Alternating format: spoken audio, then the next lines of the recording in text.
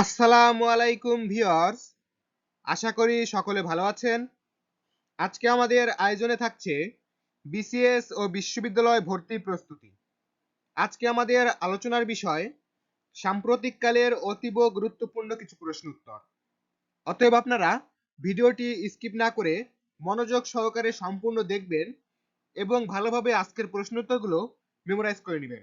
তাহলে আশা করি আপনারা যারা বিসিএস প্রিলিমিনারি পরীক্ষা দিবেন এবং বিশ্ববিদ্যালয় ভর্তি পরীক্ষা দিবেন সকলেই একটি ভালো ফলাফল অর্জন করতে পারবেন।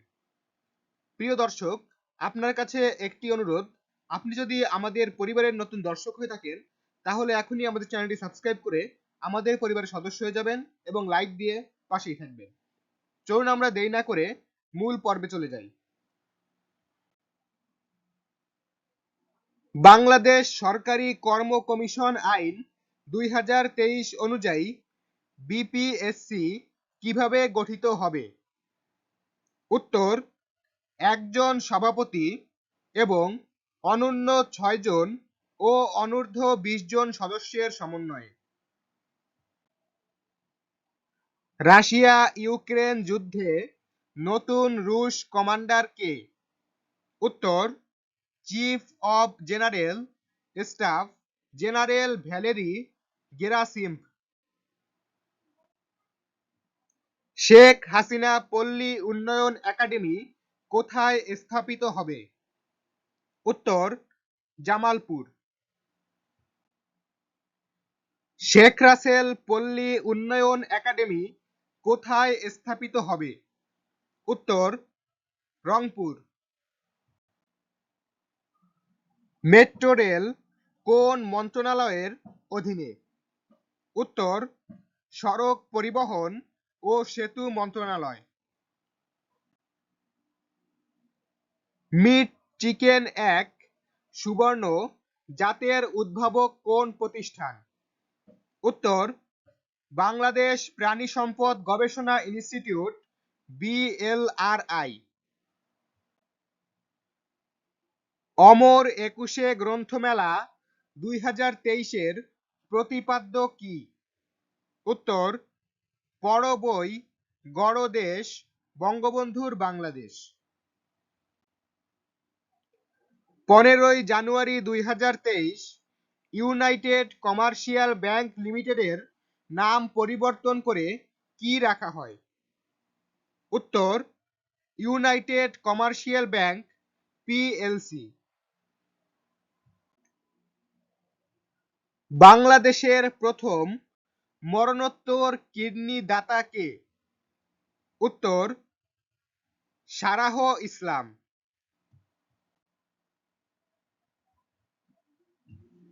বাংলা একাডেমি পরিচালিত প্রথম রাবেয়া খাতুন কথাসাহিত্য পুরস্কার লাভ করেন কে কে? উত্তর: জ্যোতিপ্রকাশ দত্ত ও সকৃত নোমান। বর্তমানে বাংলাদেশের মোট ভোটার সংখ্যা কত? উত্তর: ১১,৯০,৬১,১৫৮ জন। সার্টিফিকেট ইন এডুকেশন CNED কোর্সের বর্তমান নাম কি? উত্তর: diploma in primary education DPED। জাতীয় সংসদের প্রথম উপনেতা কে ছিলেন? উত্তর: সৈয়দ নজরুল ইসলাম। বাংলাদেশ ক্রীড়া লেখক সমিতি BSPA এর বিচারে গত ৬০ বছরের ইতিহাসের সেরা ক্রীড়াবিদ নির্বাচিত হন কে? উত্তর: সাকিব আল হাসান। বর্তমানে দেশে শনাক্ত হওয়া HIV রোগীর সংখ্যা কত? উত্তর: ৯,৭০৮ জন। দেশে ১,৮২০ জন HIV রোগী মারা যায়। রাষ্ট্রপতি ও প্রধানমন্ত্রীর শপথ অনুষ্ঠান পরিচালনা করেন কে? উত্তর মন্ত্রী পরিষদ সচিব। জাতীয় সংসদে বাংলাদেশ সরকারি কর্ম কমিশন বিল 2023 পাস হয় কবে? উত্তর 16 জানুয়ারি 2023। মুক্তিযুদ্ধ ভিত্তিক সিনেমা ওরা 7 জন এর পরিচালক কে? উত্তর খিজির হায়াত খান। জাতীয় সংসদে সর্বজনীন পেনশন ব্যবস্থাপনা বিল 2023 পাস হয় কবে? উত্তর 24 জানুয়ারি 2023। চায়ের নিলাম পরিচালনাকারী প্রথম নারীর নাম কি? উত্তর মাইশা রহমান।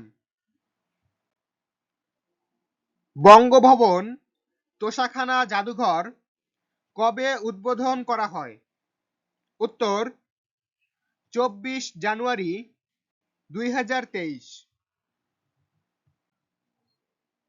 2022 সালে কতজন বাংলা একাডেমি পুরস্কার লাভ করেন? উত্তর 15 জন।